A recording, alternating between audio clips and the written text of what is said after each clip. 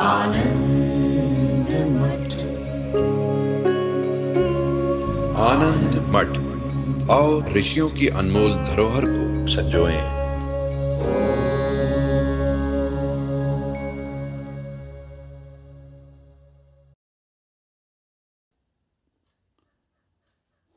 पुरुषार्थ का शब्दार्थ क्या है?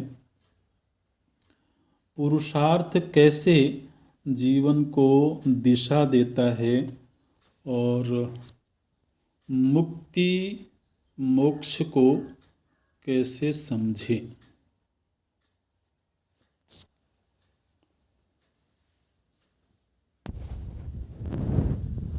पुरुषार्थ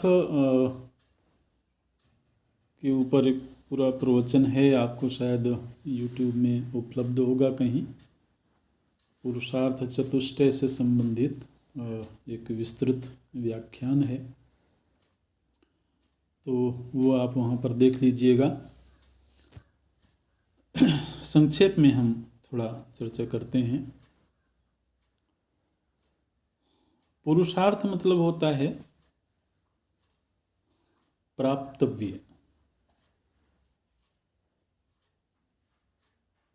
इस जीवन में हमारे क्या प्राप्तव्य हैं, हम क्या पाना चाहते हैं। अर्थ माने होता है चाहना,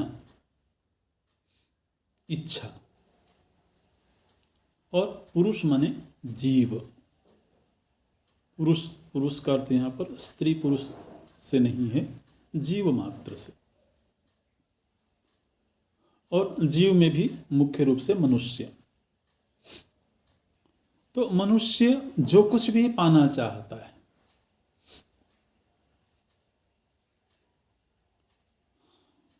उस सारे प्राप्तव्यों को यदि श्रेणीबद्ध किया जाए तो 4 श्रेणियां बनती हैं।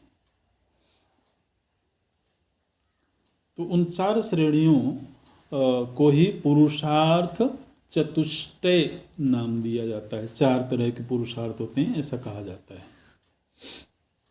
लेकिन पुरुषार्थ शब्द का पहले मुख्य भाव हमको हृदयंगम करना चाहिए। हम किसी दिन अकेले बैठ करके, शांत मुद्रा में बैठ करके अपने आप से ही पूछें कि जब से हमारे भीतर चाहत पैदा हुई है, इच्छा पैदा हुई है, तब से आज तक हमने जो कुछ भी पाना चाहा है, उसका वर्गीकरण करें, उसको व्यवस्थित करें। मोटे तौर पर चाहना तो बहुत सारी चीज़ों की होगी, लेकिन अगर हम उनको थोड़ा व्यवस्थित करके और विचार करेंगे तो सबसे पहले जो चाहत होती है वो होती है जिजीविषा। जीवन चलता रहे, है ना। तो जीवन चलता रहे, जीवन को चलाने के लिए जो मूलभूत वस्तुओं की आवश्यकता है उसको एक श्रेणी में रखा जाता है, उसको बोलते हैं अर्थ पुरुषार्थ। अर्थ माने जीवन संचालन के लिए मूलभूत वस्तुएं। तो प्रत्येक जीवित व्यक्ति के भीतर यह प्रथम जो इच्छा होती है वो होती है जीवन को सुरक्षित रहने के लिए आवश्यक वस्तुएं। भोजन है, वस्त्र है, आवास है, सर्दी गर्मी के अनुरूप वस्त्र, आवास आदि। तो ये मूलभूत इच्छाएं हैं जो नैसर्गिक रूप से प्रत्येक प्राणी के भीतर होती हैं। तो उसको एक ही श्रेणी में रख दिया गया, उसको बोलते हैं अर्थ।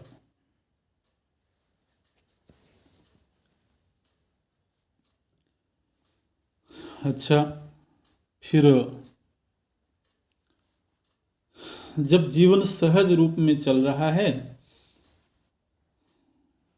तो लगता है कुछ कुछ मनोरंजन होना चाहिए, कुछ कुछ अधिक होना चाहिए। तो जीवन की मूलभूत आवश्यकताओं की पूर्ति के अनंतर अतिरिक्त की जो इच्छा है वो आती है काम पुरुषार्थ में, विलासिता। अपने अपने स्तर के अनुरूप, अपने अपने अवस्था के अनुरूप व्यक्ति थोड़ा अतिरिक्त भोग चाहता है। वो किसी भी वस्तु का हो सकता है, किसी भी रूप में हो सकता है।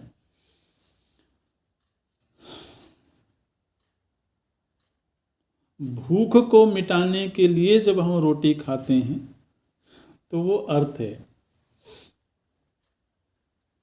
और स्वाद इंद्रिय की तृप्ति के लिए जब हम उसको रोटी को थोड़ा थोड़ा रिच बना देते हैं तब वो काम हो गया। ठीक है, ऐसे। अच्छा, अब एक इच्छा ये होती है कि अब हम बहुत संक्षेप कर रहे हैं, इसका दायरा बहुत बढ़ा सकते हैं। व्यक्ति जीवन में फिर सम्मान चाहता है, यश चाहता है ना। लेकिन जिसको जीवन का ही संकट हो वो कहाँ यश की खोज करेगा। पहले तो जीवन ठीक से चल जाए, वही पहली ज़रूरत है। जब जीवन थोड़ा ठीक ठाक व्यवस्थित हो गया तब फिर यश की कामना होती है, प्रतिष्ठा की कामना होती है, विलास की कामना होती है, सैर सपाटे की कामना होती है। तो ये सब काम के दायरे में आते हैं। तीसरी जो इच्छा होती है वो है कर्तव्य पूर्ति।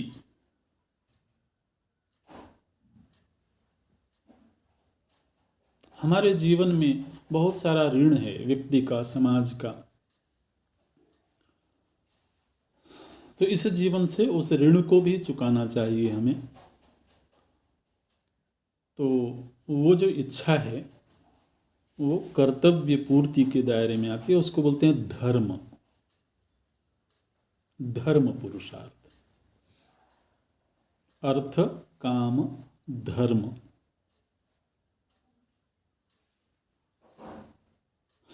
और फिर जब इन तीनों की पूर्ति होती हुई मालूम पड़ती है या कहीं कुछ न्यूनता भी होती है तो फिर किसी किसी के भीतर ये इच्छा जागती है कि आखिर ये सारा प्रपंच क्यों, ये सब चाहते ही क्यों, जिजीविषा ही क्यों।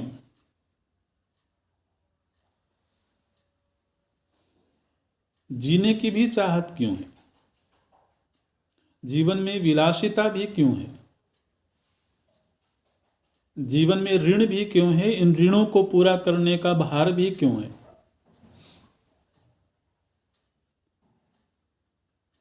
इन सभी से मुक्त होने की जो इच्छा होती है उसको बोलते हैं मोक्ष पुरुषार्थ। ऐसे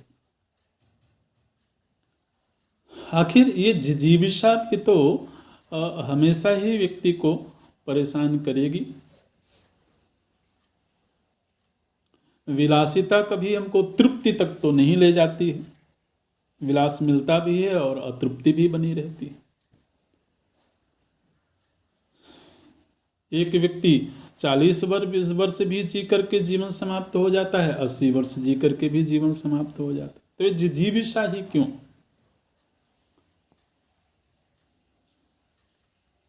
जितनी जिम्मेदारियां पूरी होती हैं उतना ही लगता है कि अभी तो बहुत सारी जिम्मेदारियां बाकी दिखाई देती हैं। तो इन तीनों ही तरह की स्थितियों से विनिर्मुक्त कैसा जीवन होता होगा, उस जीवन की जो इच्छा है उसको बोलते हैं मोक्ष पुरुषार्थ। ऐसे वो भी एक इच्छा है, वो फिर आध्यात्मिक जिज्ञासा की श्रेणी में उसको गिन लिया जाता है। तो हम सभी के भीतर जो मूलभूत इच्छाएं हैं, उन इच्छाओं को ही पुरुषार्थ की कहा जाता है और उनको 4 श्रेणी में मोटे तौर पर रखा गया, तो वो पुरुषार्थ चतुष्टय के रूप में कहा जाता है। ओम, यही पूरा करते हैं। ओम पूर्णमदः पूर्णमिदं पूर्णात् पूर्णमुदच्यते पूर्णस्य पूर्णमादाय पूर्णमेवावशिष्यते। ओम शांति शांति शांति। हरि ओम। श्री गुरुभ्यो नमः। हरि ओम।